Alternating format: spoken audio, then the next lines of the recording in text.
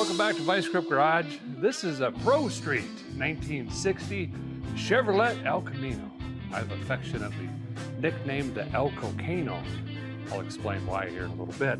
I found this truck way down on the Texas-Mexico border, and I originally threw it together and got it running on an episode of Roadworthy Rescues. Made a lot of good memories with it, had a lot of fun with the thing, but at the end of that, I got shipped to Los Angeles, and eventually Hot Rod Garage picked it up, and Lucky and Alex bolted on some good parts. For that reason, all the good memories and laughs with this truck, I had to own the thing. So I actually bought it back from Motor Trend, shipped it back to Tennessee, and now I want to get it running, driving, and back on the road for the third time. You see, it's got issues. Mostly, the engine is either mechanically or now hydraulically locked. I did hear it run for maybe a minute, but no more. We get a clunk, clunk on the thing. There's a couple other things I want to address. I need to crawl under it, look at what's been done, what hasn't been done, what needs finished, everything like that. And then we're going to take this out and have a lot of fun. I've got an engine in the back. I think it's perfect for this. And it's literally almost going to triple the horsepower and make all of the right noises. Let's dig in. No start.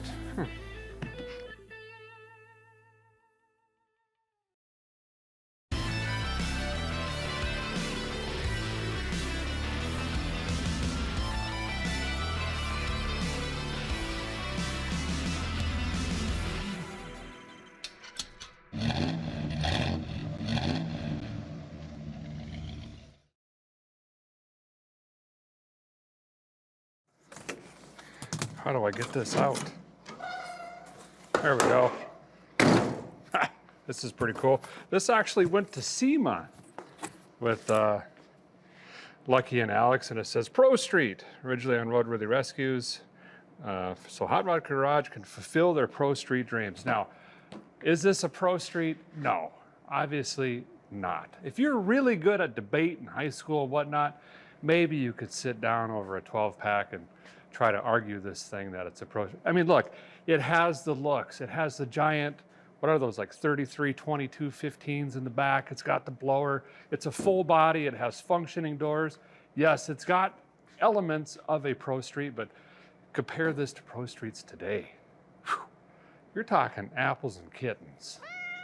You know what I mean? But think of this like a Matchbox car or a Hot Wheels. We're going to call it PROSTREET. It's going to be really fun for the kids. We want it to look rad. We want it to sound rad. We want it to have fun. You know, maybe lay a patch or two. And we're not going to full cage this or go crazy with seats and harnesses and all of that stuff. And I'm sorry, but I just wanted to throw that out there right now. I don't want to do that to this truck. I want it to be streetable, but have the cool look. The other thing I said, we're pulling this engine out and we're going to triple the horsepower.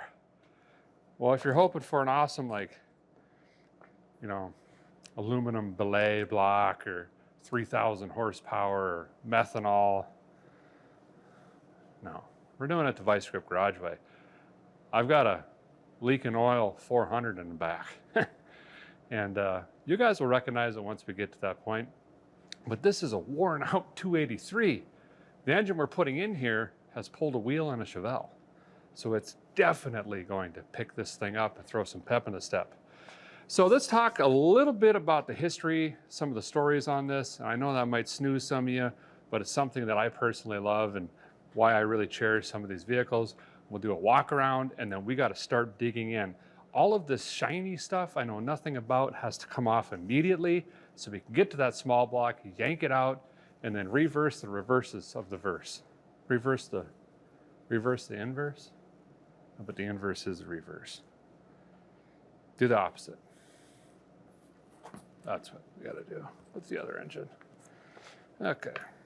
So I try to be pretty quick, but include some detail here. I had an El Camino. I got it up in Michigan, I believe. It had flames on the side, and it was a bear getting home. But a great memory for me.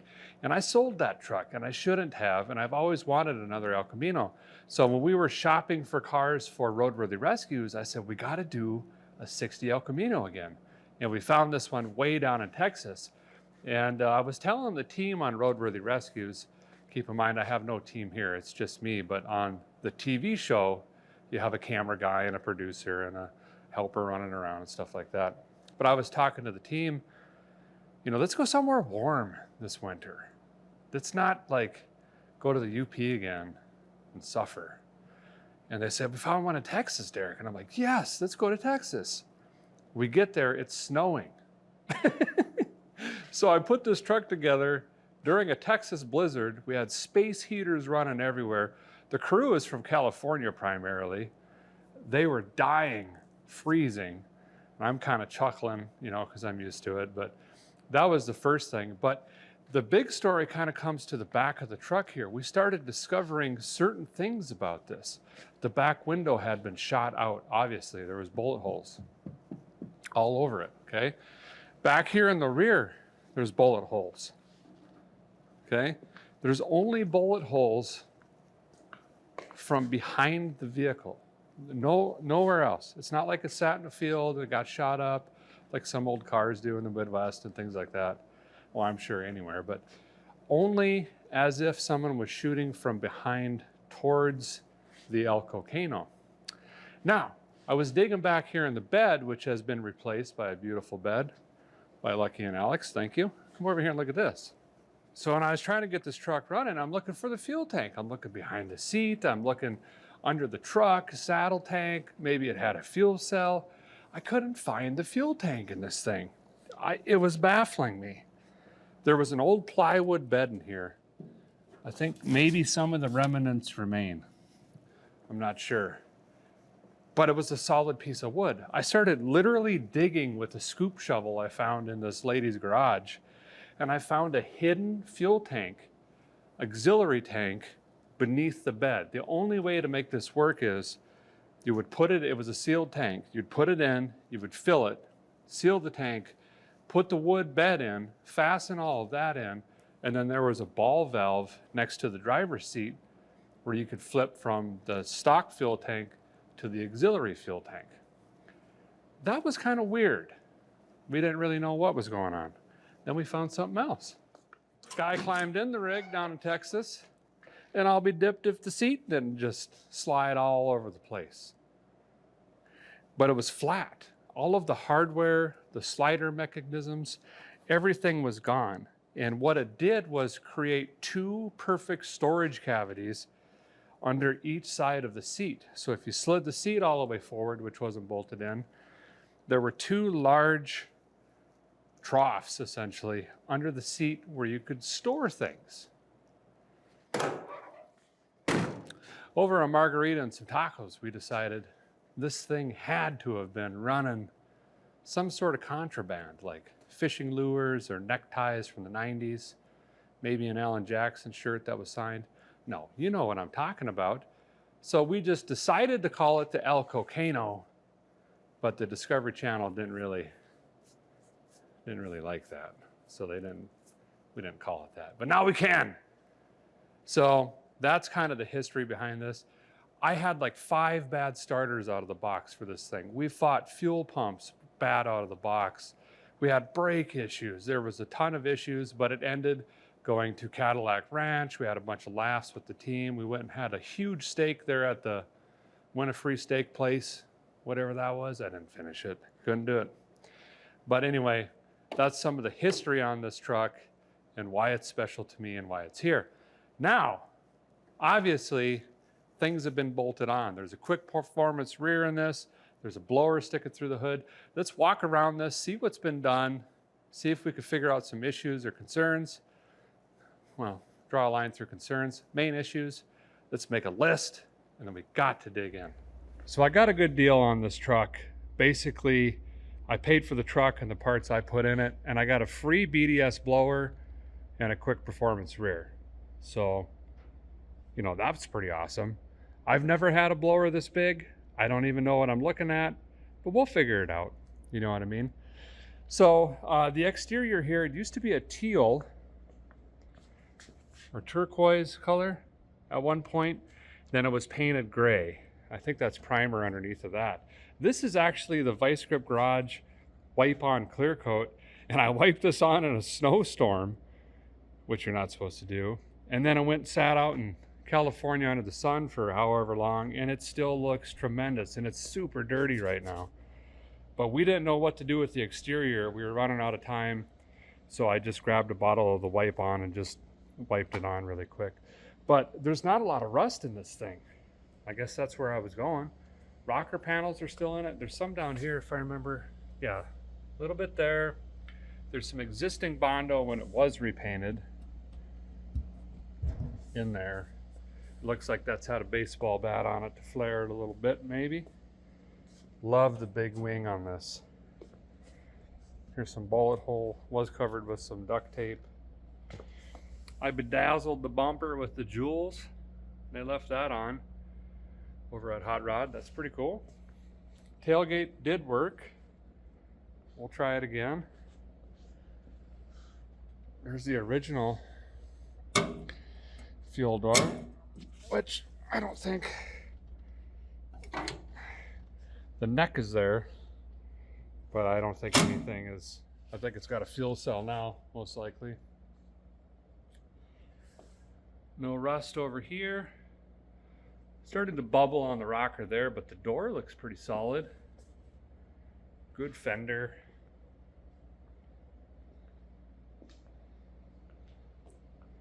Not too bad. They did a pretty darn good job cutting this out. I might take a little bit more off of here. That's a little close to the belt right here, but not bad at all. Maybe tack weld the hood support up. But listen, I know how it goes throwing these together. You have a set amount of time and that is it. You've got to get these things out. So let's see what else we could figure out. We know we've got to pull the engine, but this is on backwards, I think. Yep. So that tire's, let's see if that one's on backwards too. So captain's side goes on drinkers and vice versa. That'll fix that. Look at these big meats. Moses sandals, these are huge. Them are on right. 33 by 22 wide. 15 wheel. Look at that thing. Massive. Oh, we're missing lug nuts. Missing 2 lug nuts. You don't need all 5. See, that's how I know I worked on this. You don't need all 5 with them big tires. It's fine. We're probably eventually going to have to get this on the lift. There's a fuel cell under here. I can see some rear endage stuff. Not really sure.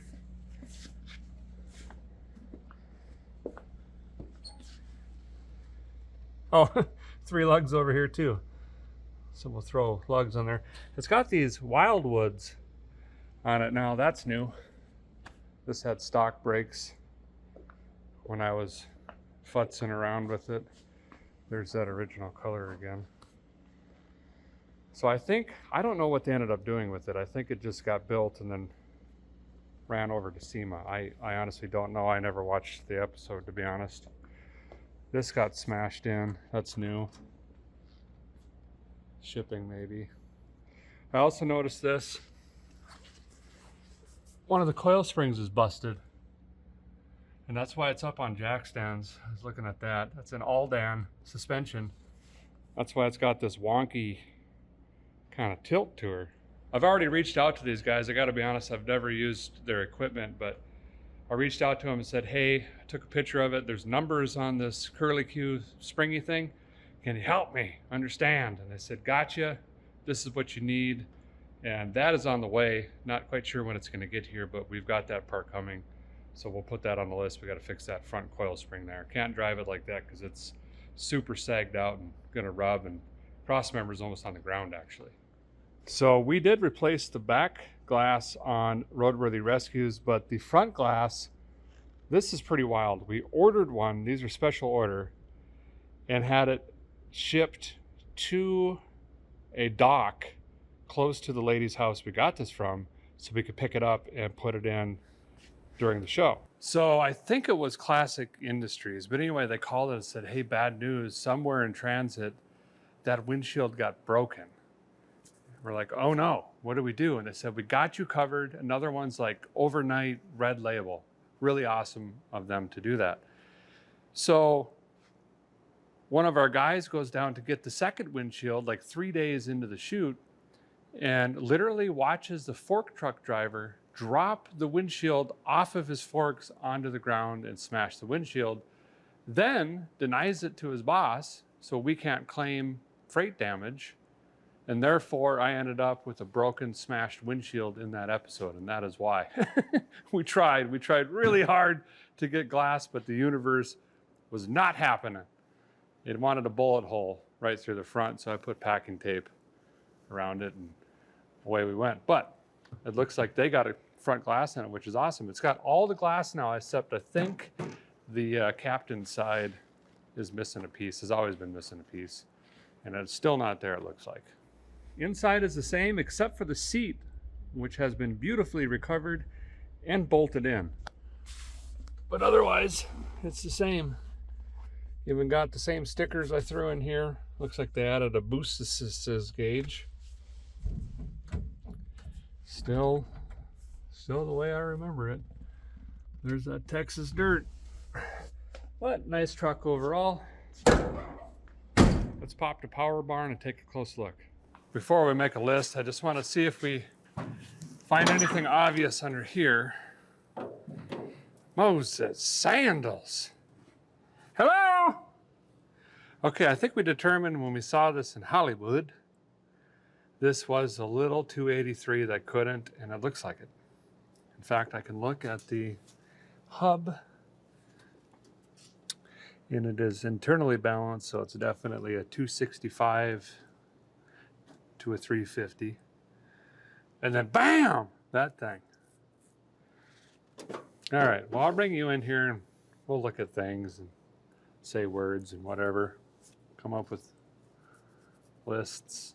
We'll try to do half of it. Okay. Well, yep. Oh, I know what this is. It's got a go handle. I don't know what that thing does. Okay, so we've got mechanical fuel pump. That's probably the same one I put in.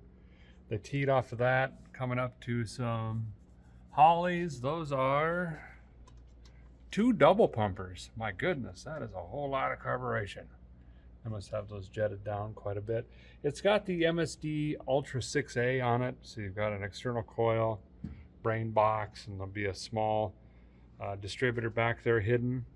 It's got a Mezzier water whirler. That's what we run on the Liberty Chevelle and I think Independence. And they changed the orientation. They did a high mount, side mount charger whirler on it. Chrome, for Pete's sake. My goodness gracious. I know one thing that is weird about this, and it's probably just something they ran out of time, and it's fine, but we'll change it up, I think, is when you turn the key on, I'm pretty sure the fans immediately both go high speed, and I think the water pump also runs. And I want to change that to where key on, it's just water pump, and then by temperature, the fans come on. When you have this much amps running off a little battery, and then you try to crank all this over, it drags pretty good. And these fans are super loud, although probably very efficient. I don't even know what they are. It's a Champion Rad based on the cap. I have no idea what, probably Spall. They look like Spall fans on there. But yeah, that is just a very basic stock old mystery 283. That thing is either mechanically locked or hydro locked, because it will not turn over. I'll kind of show you here. Okay, so key on. See, there goes the fans and everything. Now we try to turn it over. No. Nope. I was going to try to fire it and nurse it in here, but I ended up having to horsepower it in with the old mitts. Okay, let's get a list on the windshield. Enough yakking. There is a lot of work to do. I got to start throwing wrenches. All right. I'm sure you saw it still has manifolds. Yeah, air in, air out, right? We got a big air pump on the top end, still wheezing through manifolds. We'll eventually fix that. But right now, I just want to hear this thing run and have it move under its own power, and then we can keep at it. So we got to remove 283, and obviously these are remove the engine. Well, there's a lot of work that goes into that, but these are kind of the big ticket items. We need lug nuts, just as a reminder. We need to swap the fronts. We got to wire the water pump. We need to wire the fans. We need a rad overflow. The tube is just kind of pointing down. If we end up taking this to the track someday, we're going to need an overflow. We're going to need a battery hold down. We're going to need a gas door in the back, in the bed. Right now you kind of stick your arm in there. I'm assuming it goes down to the tank or the cell of some kind, but let's cover that up. We need the spring.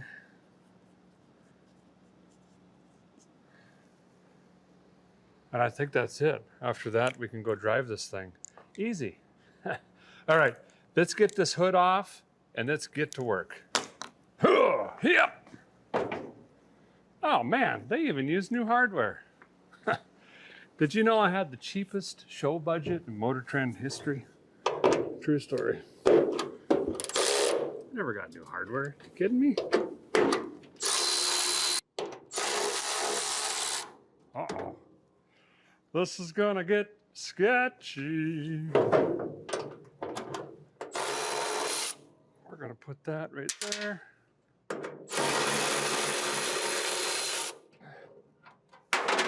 Set that one down there for now. Then, can a guy? You can. Now, let's do this.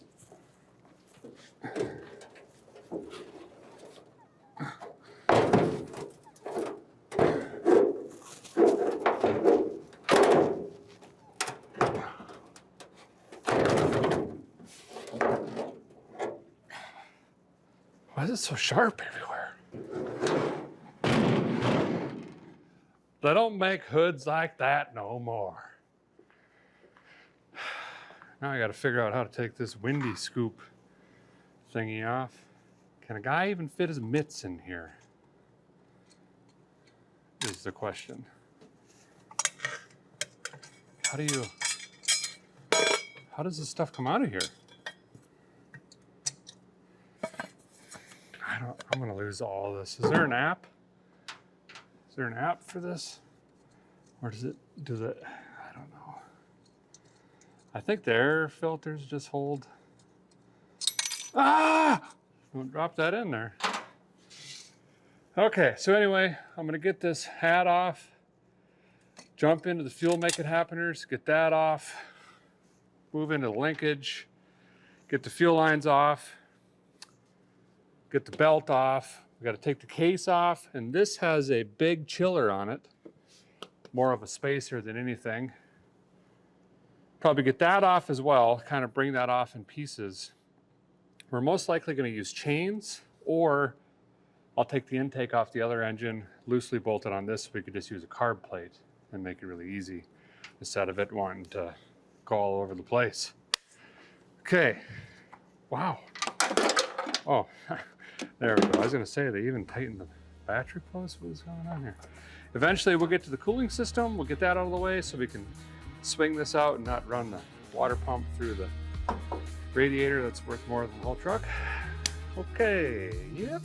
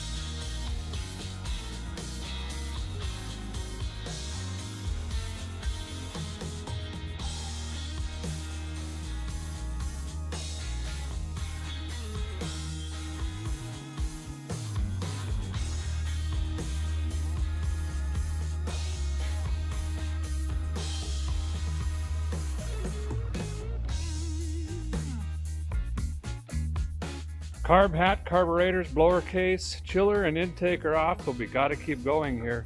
Charger whirler's got to come out, crank pulley's got to come out, radiator, let's get that out of the way too.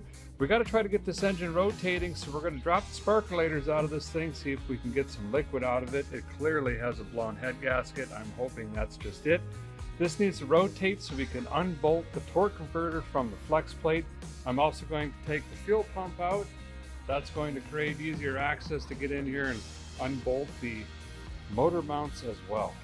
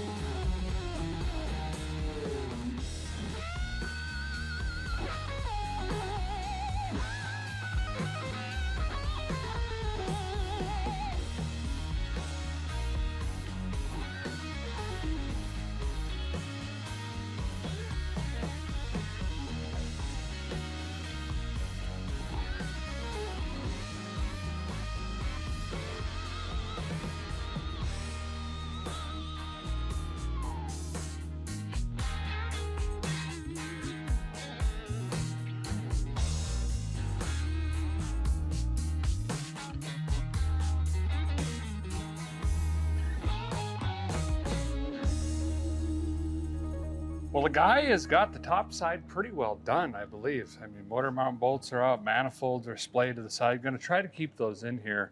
So when we slip in the other engine, boom, it's all right there. Reading the sparkulators, it looks like the captain's side head gasket is what blew out. Looking on the valley there, none of the push rods are bent or anything like that. Hopefully the engine's healthy and we can put it in our pile over here for a nice little rebuild. Or if it just needs a dingle ball head gaskets, that's a win. Now I have no idea what the story is, if they were wide open when that gasket went or idling around or who knows. So I don't know if any rods got bent or anything like that, but that's a project for another day. Now we got to do the bottom side. So we got transmission cross member to get out of there. We got obviously bell housing bolts, but before that we got to see if we can rotate this engine and get the torque converter unbolted from the flex plate. And then we'll take the bell housing bolts out, support that, and try to yank this thing out of here. Now to make it a little bit easier, the guy can slide his belly, you know, under there a little bit better. I think what a guy's gonna go ahead and do is jack up the rear of the truck as well and get that on jack stands, and then we can really shuffle in and out. Also, it increases the sketchiness. You always wanna be nervous under a vehicle or you're doing it wrong. Okay? All right, let's get at it. Yeah. Okay. Let's see. Oh, is this even gonna reach? No, it's not, I don't think. Well, how does a guy do things? Oh. Wow. They put a lot of work into this. Kudos. I think we can jack right here based on how all this is welded together. Jebediah's breadbasket. Why does the rear end got to be that big?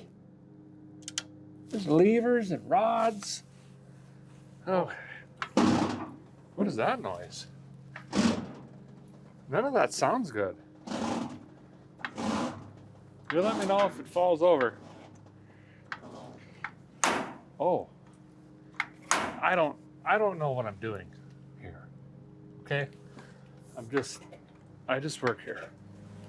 Is that high enough? That looks really sketchy. It's got semi tires on the back. Got a Detroit axle. No one knows what's happening. We still got a bad lean. Oh no, I think my step stool is holding the front end up. That's fine.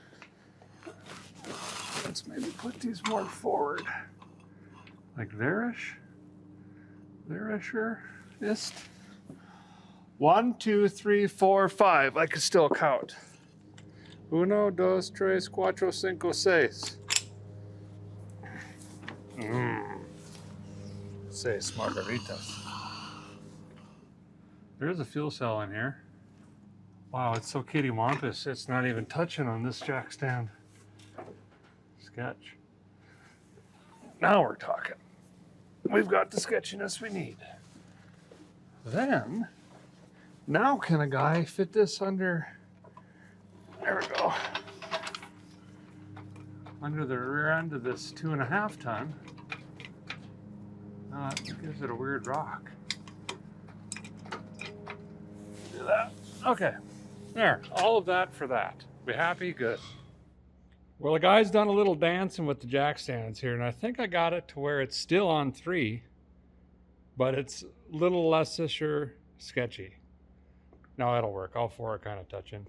Anywho, I think what I'm going to do now is we'll put a battery back in it, and now that we got the sparkulators out, it should not try to compress liquid, and hopefully it'll just spray it out, and that way we can bump this thing with the key, or I could simply just hang a ratchet off the snout, undo a bolt, come over here, crank it myself, slide back under, so forth and so on. It is so full of coolant, it is literally coming out of where the dipstick meets the oil pan. So pretty much all of the coolant that was in here is now in the crankcase. Seems fine. No. We're going to want to drain that before we store this thing so it doesn't start rusting or anything like that. At least give it a fighting chance so we can rebuild this thing. I don't like to toss engines. We keep them around, as you're going to see here eventually during this build.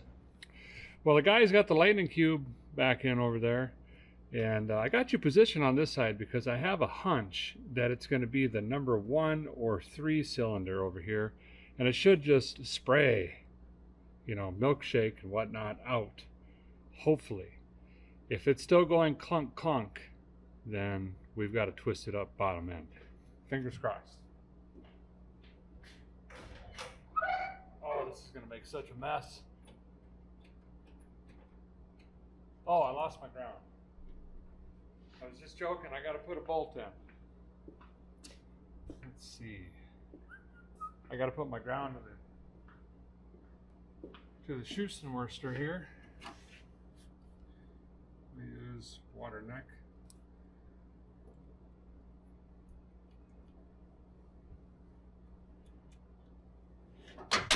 Oh.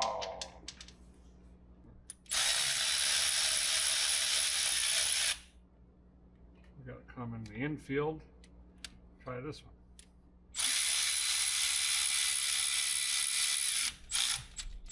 There we go. Now let's see what we got. Still dead. Well, let's do it the old-fashioned way. Won't be as dramatic, but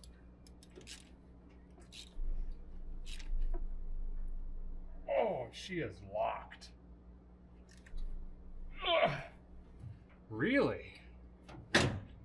That's not good. How are we going to get the transmission off? That is really not good.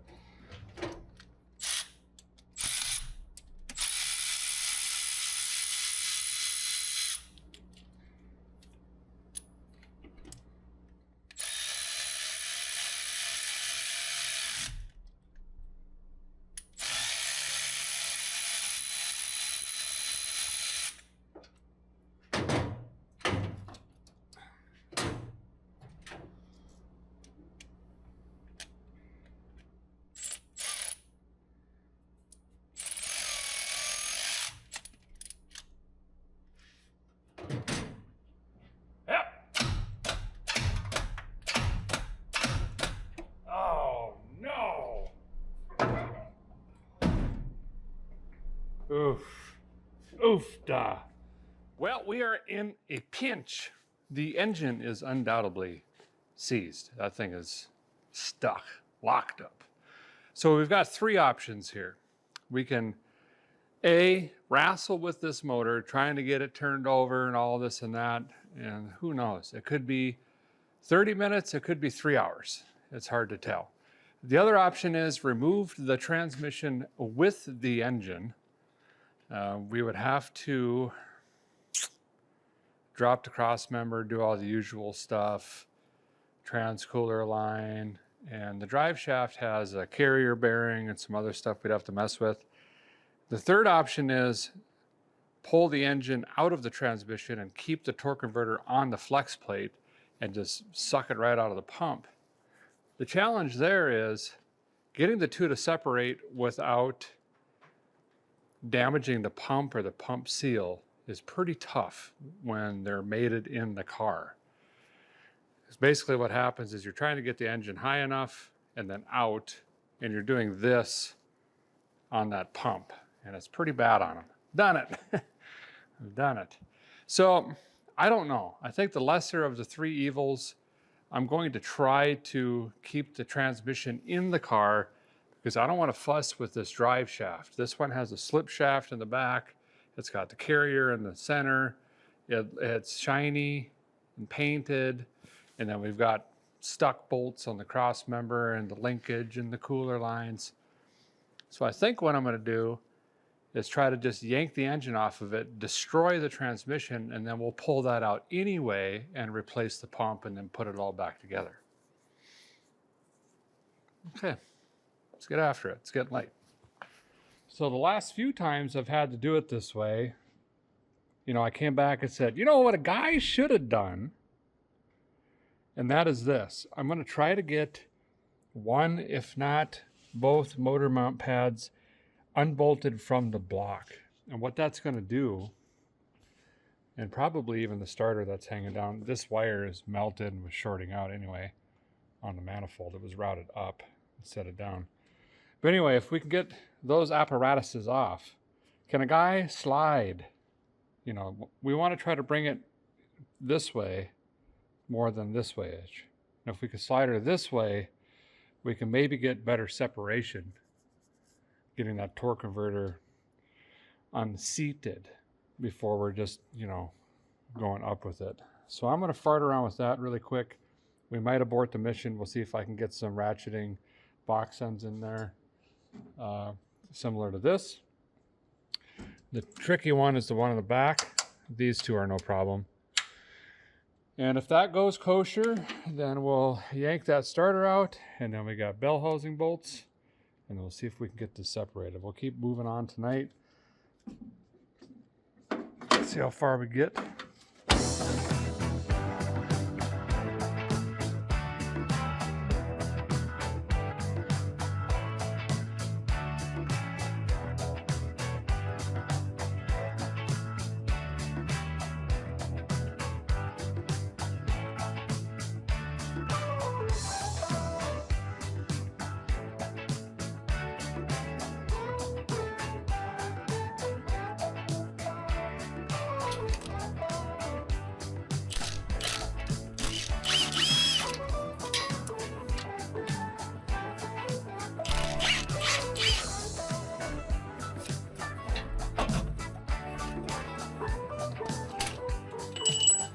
All right, pretty set now. We'll go up top and start cranking.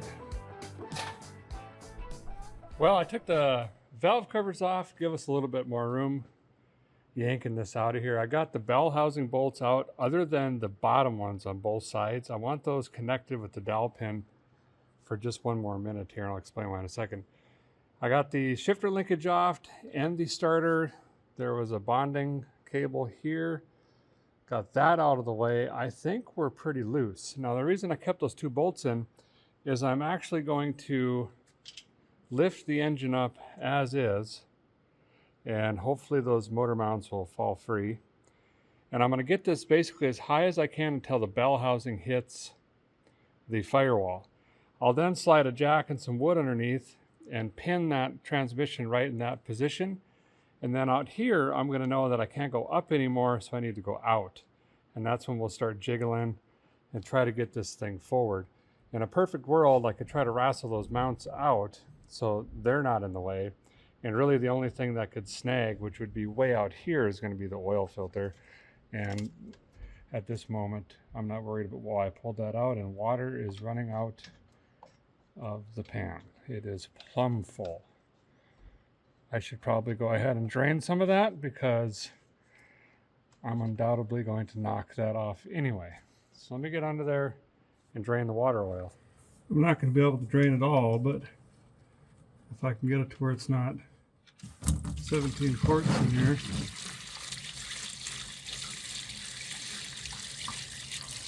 Ah!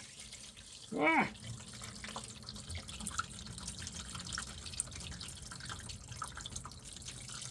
Probably spun a bearing or something. That's likely too. Not really any oil yet. This poor thing, we ran it for like a minute in Hollywood. I figured if the head gasket blew, someone would have dropped the water out of the thing, but you know, sometimes that's just the way she goes. You know, there's no oil. Wow. Huh, interesting. Is this fitting here? Aha! All right, let's go ahead and lift this up. Hopefully we can get it like 3 inches up. Come on, float. Float. That dipstick is already being a stinker. I can see it. I thought about yanking that out of there. We'll just give her a bend. Like that. Are we already maxed? Thought I'd get a little more than that.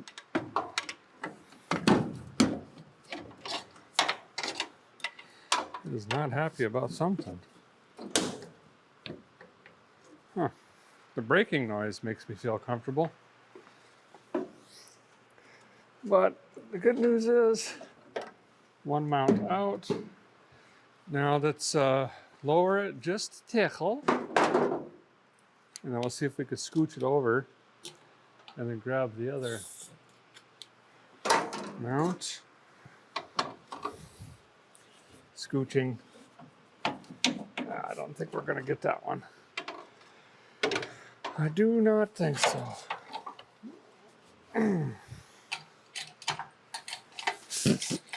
Whoa, whoa, whoa, whoa, whoa.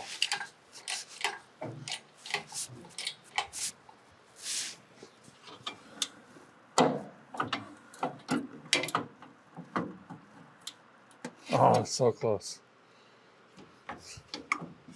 So very close. I just need like 6 feet. Get out of there. We got it. Okay, now, about taking the windshield out of this thing. Let's go right there. All right. Now let's slip a jack underneath the transmission, blow that through the pan. Let that flow everywhere. And then we got to get the bottom two out. And then we start prying and bending and ruining trans pumps and seals and smash things off the firewall, forget about a few wires, destroy all of that, throw my back out of place in 6 areas, including my C4. And then this should come right out. So I'm going to slide under and pull those 2 bolts out. You're not missing anything. Just stay here. And then we'll start the hips.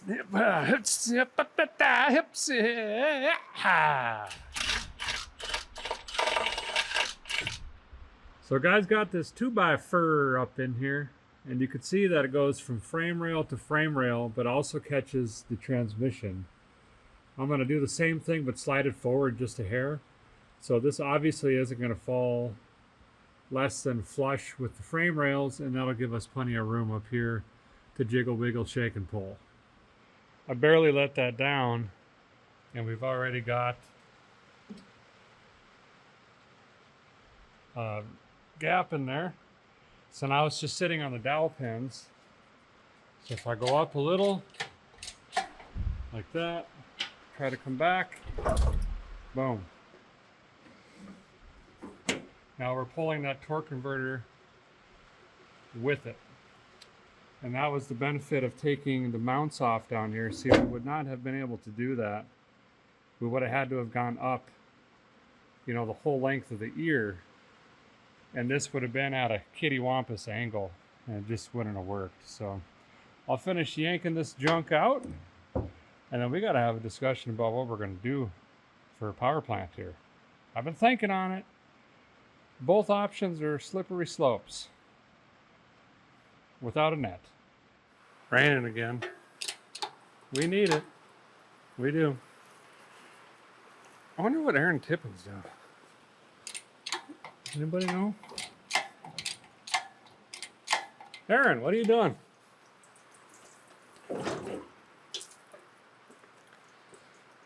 Okay, we got torque converter juice. We got coolant flying everywhere. We got an unidentified fluid. Let that sit there and drain. However, I would say most certainly successful execution in separating engine from transmission with torque converter connected and not destroying the pump or seal. I did not feel anything, whoops. I'll get in there with the flashlight and look it over, make sure we didn't mar it up. Let me inspect that for a minute. Let this quit leaking everywhere. And eventually I got to pull it out, and we'll probably, I don't know if I want to sit that one on a stand or just go straight to a pallet. I'll have to root around to see what I got. All right, let's see if we can get this out of here. I think it's done leaking all over the floor. There's stuff from the back bumper almost all the way to the garage door, so that's pretty good. Feel like I've executed that correctly.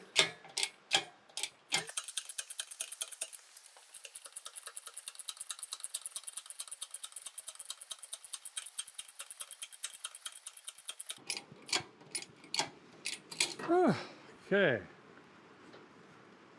Beeping back. Of course, I run over the only zip tie laying on the ground in here.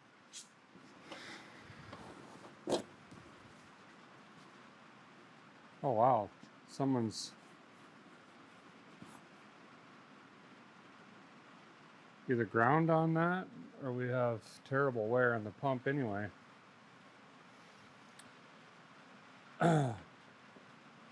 We've got a discovery on the engine I've got to share with you.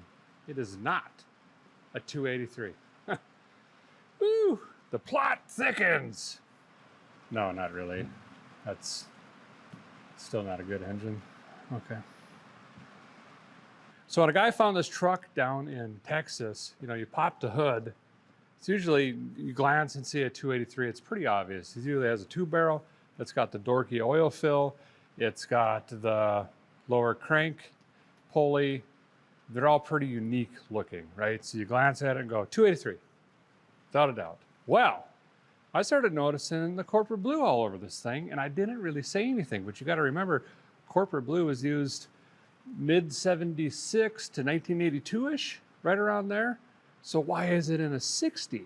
Unless it was orange, then painted blue, then painted orange, but that doesn't really make sense.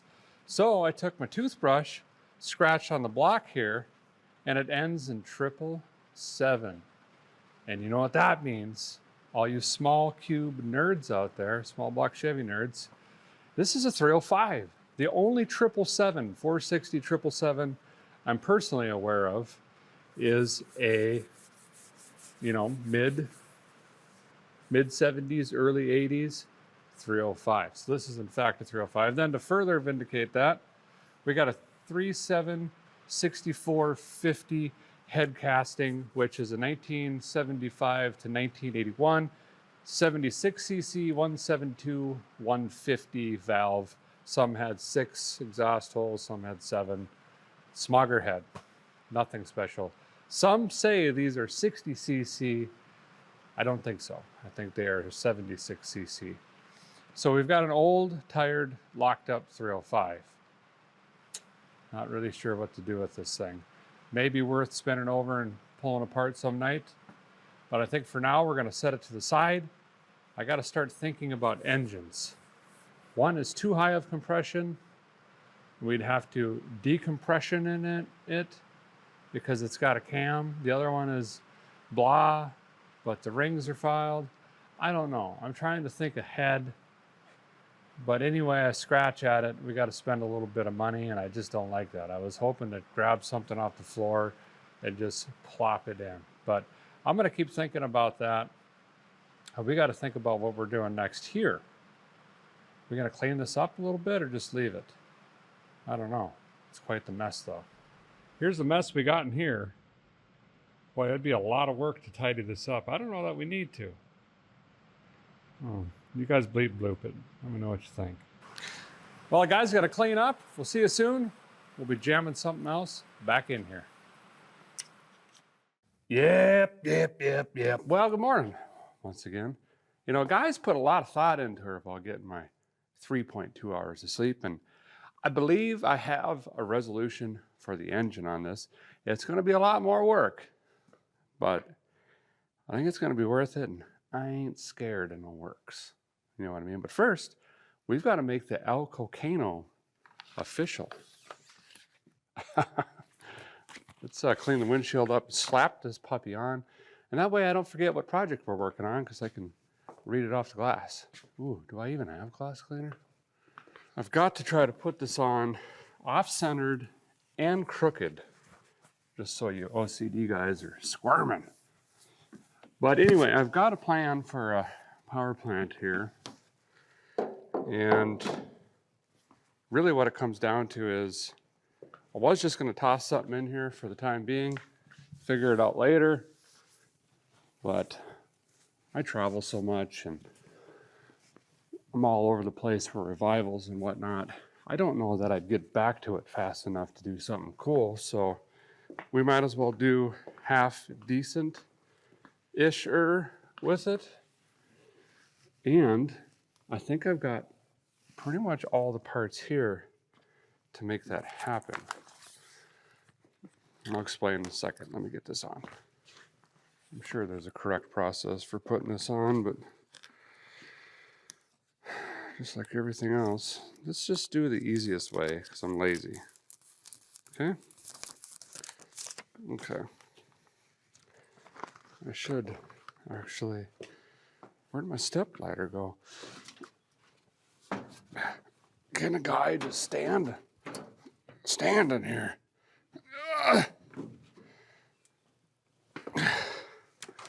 That makes it easier. Okay.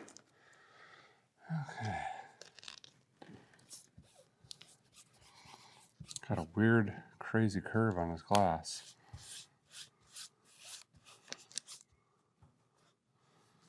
So no promises.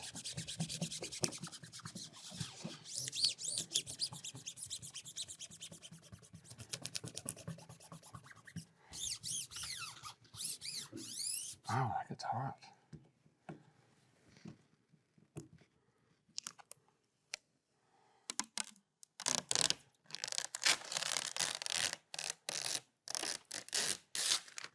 Ah!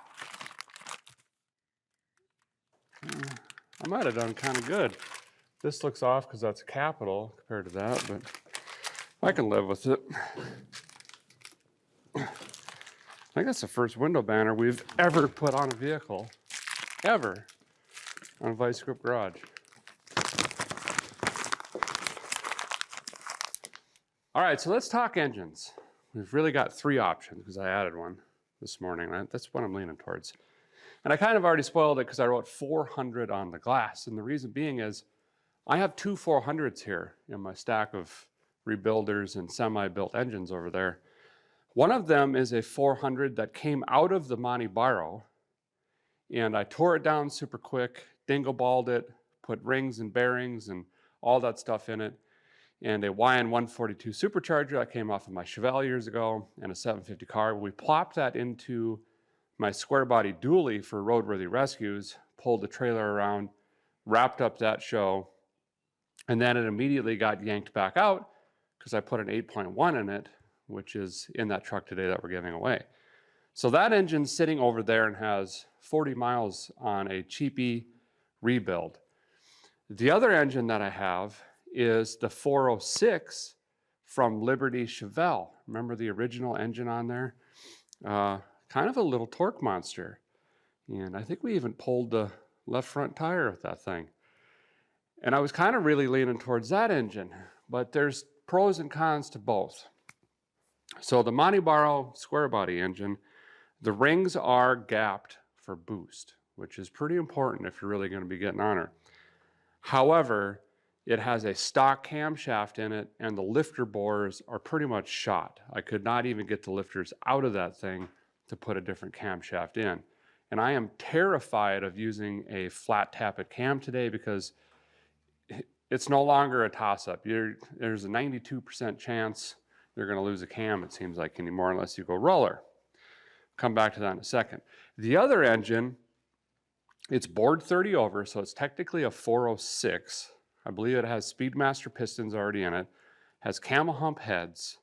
It has a nice camshaft, a crane camshaft from way back in the day. I don't even think they make it anymore, Street Master or something like that. The downside is that's a 10.5 motor compression-wise right now, and the rings are not gapped for boost. So on the 406, we've got more cubic inches, a really nice cam, but too much compression. I know that sounds weird. So then I started thinking about, well, how much is it going to cost to get each motor ready?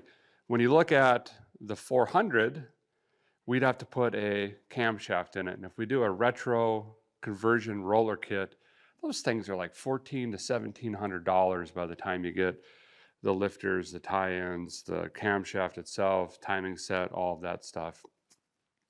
And that can be done. That's pretty expensive. Then you look at the other engine, the 406, it's got more cubic inches.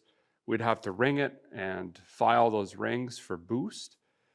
It's already got the camshaft, but we'd have to change the heads because we need to lower the compression of that engine to something manageable with high octane fuel, like a 9.5, maybe even a little bit less if we can, 9 to 1. So that's kind of my toss-up. Now, I think it would kind of be more cool to have the 406 with good flowing heads than a 400 with a cam with stock heads, and they're about the same cost-wise-ish. So I think what we're going to do is tear that little 406 down, put some cheapest performance heads I can find. We'll have to probably switch the push rods around. We're going to put different rings in it. We're going to file those for boost, put some bearings in it, all basically a budget build. I've got everything here in my parts bins except the rings. I'm going to have to order those, but we'll just do a down and dirty build, slap that thing together, and we'll put that in here. So we'll have a 406 small block with this big BDS blower, and I think that's the way I want to go on that thing. Should be a lot of fun, and then we'll still have that other 400 laying around for something. I also just remembered that 406 has aluminum rocker shafts on it, roller tip rockers, so that's a big cost savings there and give us a little bit more performance out of it. I did just check, I've got the main bearings, I've got rod bearings, I've got gasket kits, I've got oil pump, all that stuff already here from different builds and stuff left over and all that. I do have to figure out some heads, and I got to order in those rings. So coming very soon, another budget engine build for the El Cocino, and we'll get this thing back together. It's certainly going to run a lot better than this 305 down here. Now, as a reminder, that giveaway is going on still right now through May 25th. My square body dually, this thing is completely tricked out. It's got the big 8.1 in there, the 496 running on Holley. It's got a Hughes built 4L80. It's got the step notch, the airbags, the Alcoas, the custom interior, all of the options there. Matching trailer, you get the wildfire lift and the bridge jack in it, the same setup I use here in the shop, and $20,000 on top of that. All you got to do is go to vicegripgarage.com, pick out anything you want there. Maybe a little sticker or a lanyard or a shirt or flannel or hat or sunglasses or Rebuild Black or Shine Juice or any of the paint products, anything on the site. Every $5 you spend gets you one entry for a chance to win. And keep in mind, we're restocking as fast as we possibly can, so you've got to check daily. And we're also adding new products as much as we can as well, like the Vice Grip Garage neon sign now. That's pretty cool. So head on over there, grab anything you want. Again, every $5 gets you one entry for a chance to win. And as always, no purchase necessary, and all the rules are also over there on the website. Thanks guys for watching so very much. I am excited to see the El Cocino come back together, and we'll see you very soon.